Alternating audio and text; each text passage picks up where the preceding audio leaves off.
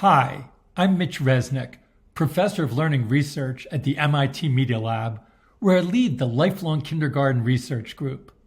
In this presentation, which I've titled Imagine, Create, Share, Anytime, Anywhere, I'll be sharing some of the ideas and principles underlying our work in the Lifelong Kindergarten Group, and I'll be giving you a sneak peek at our latest project. It's one I'm really excited about, and I hope you will be too. We call our group the Lifelong Kindergarten Group because we've always been inspired by the way children learn in kindergarten. If you think about the traditional kindergarten, in one corner of the room, children might be using blocks to build towers and castles. In another corner, they might be, creating pictures with finger paints and crayons. And in the process, they're learning a lot. When they build towers and castles, they learn about structure and stability. When they use finger paints, they learn how colors mix together. But I think what's most important is they learn about the creative process, how to start with an idea, to create something based on that idea, how to play and experiment with those ideas and creations, how to share and collaborate with others, and to continue to refine the ideas and creations. And I think this is so important for helping children develop as creative thinkers. And I think there's nothing more important in today's world than developing the ability to think and act creatively. I think we can all agree that we live in a world that's changing more rapidly than ever before. Today's children are going to face a never-ending stream of unknown and uncertain and unpredictable situations. So that ability to come up with creative solutions to unexpected situations will be so important in children's lives, both in the workplace and also in their everyday lives and in their communities. So in kindergarten, I think kids get a really great start. As I've thought about this, I think, what is it that they're learning in this creative process? And I've sometimes described it in terms of a spiral, the creative learning spiral. The children in kindergarten start with the imagination. They come up with an idea about maybe a magical city they want to make. And they pull out the blocks and they start creating something, and they create stories about it. They play with the blocks and the stories. They call their friends over, they start collaborating, working together. When something doesn't go right, they think about it and reflect on it, and that gives them new ideas. And it's a never-ending creative process where they keep on coming up with new ideas and new creations. This works so well in kindergarten and helps children develop their creative capacities. But unfortunately, after kindergarten, too often this isn't the way that education is organized. Too often, traditional classrooms are set up that's just about delivering information or delivering instruction. And kids will learn something, but they don't continue to develop as creative thinkers, so they won't be fully prepared for today's society where creative thinking is more important than ever. To give you a sense of how we're trying to extend this creative learning approach to learners of all ages, let me show you a video, because we think these ideas are important not just for kindergarten, but for learners of all ages, in school and outside of school throughout the day. In this video, it's a group of children about 9 to 12 years old, and they came together at a workshop where the idea was to build a day at the fair. And they had a variety of different materials to take a look at what they created and think about how they're going through this creative learning spiral as they create. The goal of these creative workshops is really to give children an opportunity to come up with their own ideas, imagine something, and then figure out how to design it. We should still keep this plate, but take this one. They need to be constantly exploring, experimenting. It works! Whoa, oh my God. Through natural discovery, by testing things, by tinkering, by experimenting, by creating. They're using Lego motors and sensors, and then if it doesn't work the way they want, they start revising it. So you have to kind of adjust the motor power so it actually has enough power to knock the knights off. So they're really learning through having a goal, imagining something, and then bringing it to life. So rather than just thinking of the computer of something that I think, what am I supposed to do? They start thinking, what do I want to do with it? They start getting new ideas. I love how the young people in the video are constantly experimenting and trying new things. You can really see the imagine, create, share spiral at work. When something doesn't go as they expect, they don't see it as a problem, but rather they make changes, try something new, and experiment with something again. That's really the spirit that we're trying to support with the materials and activities that we're developing. When we developed the Scratch programming language and online community, our goal was to bring that imagine, create spirit to the digital world.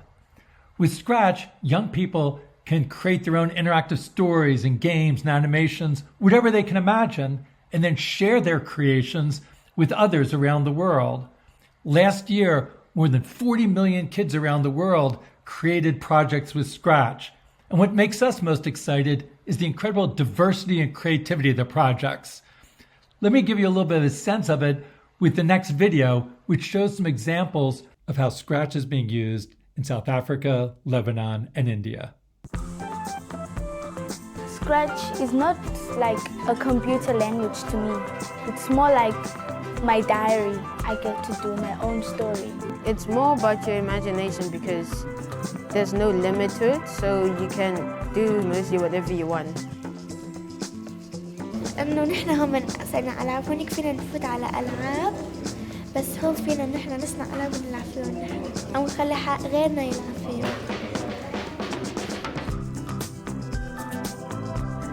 बच्चे अलग अलग तरीके से अलग अलग models बनाए उसमें एक एक बच्चे की एक सोच है वो कुछ जानवरों के बारे में बनाई कुछ स्कूल के बारे में पानी में बहुत सारी आलूदगी फैल रही है इसको रोकने के लिए हमने एक छोटा सा एक्ट तैयार किया है We've been so excited about all the different ways that young people around the world have been imagining, creating, and sharing with Scratch. And they aren't just learning technical skills and computational concepts, but they're really learning how to express themselves creatively, to develop their voice, and to share their ideas. I love how the young woman in South Africa talks about Scratch as like her personal diary where she can share thoughts both for herself and with others. Now, Scratch was designed primarily for use on desktops and laptops and tablets, but you can't create Scratch projects on mobile phones. And we know that a lot of young people have mobile phones as their primary digital device.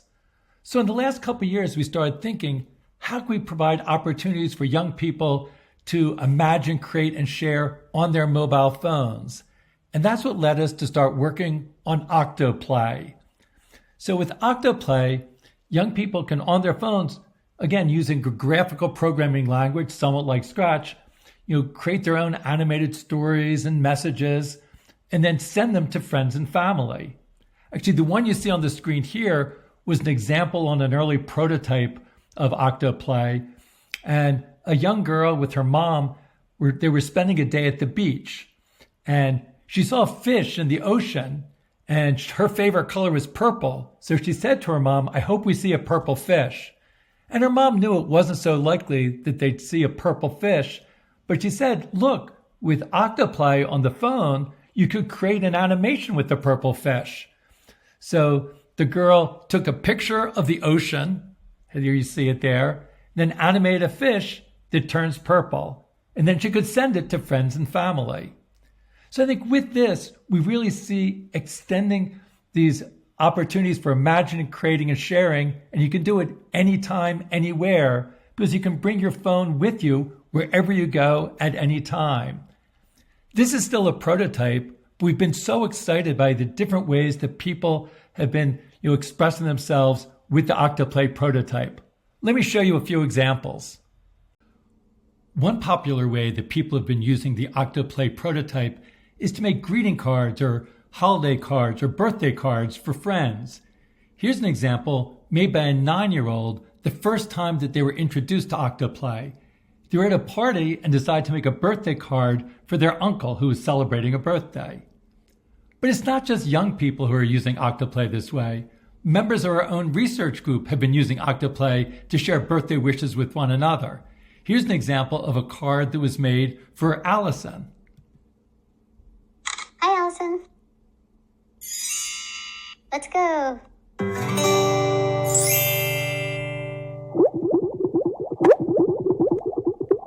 Love to imagine, create, play, share, reflect with you.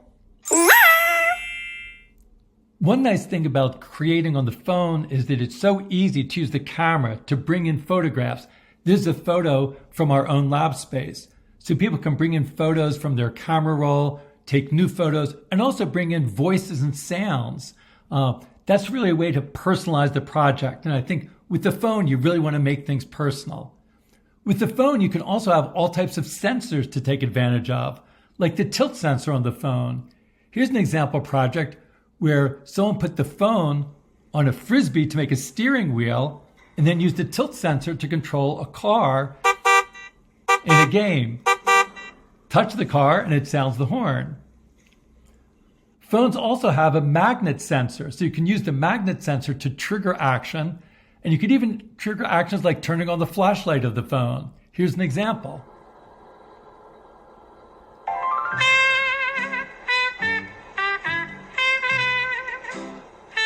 So there's a magnet on the heart, and the phone was underneath his shirt. So when the magnet comes close to the shirt, it turned on the light of the Octoplay project, turned on the flashlight of the phone, and started playing a music. Octoplay projects can also communicate with one another between different phones. Here's an example where you can have an object that's in one of the phones, and then it jumps to another phone, even different types of phones. So a phone can send a beam to another phone, a Bluetooth signal. So within the language for Octoplay, you can then tell how you want to communicate between different projects. This is a way to really add a strong collaboration part to the Octoplay projects. We really want Octoplay to be seen as a global project. We've been working closely with partners around the world, very closely with partners in Brazil and South Africa and India, who are testing out the prototype, and we learned so much about how it's going to work in their context. We also want to make sure that it's translated and localized to really fit into all the different local contexts. Here are 3 different languages that Octoplay has already been translated into. As we move forward, we're really excited to see how people in different cultures around the world will use Octoplay to express their ideas. We expect to launch Octoplay in the app stores sometime in the second part of 2023, and we can't wait to see what young people around the world create with Octoplay. Our goal is for Octoplay to open new opportunities for all young people in all places, from all backgrounds, to be able to imagine, create, and share anytime, anywhere, so that they can learn to think creatively and express themselves creatively and become full and active participants in today's society where creative thinking is more important than ever before.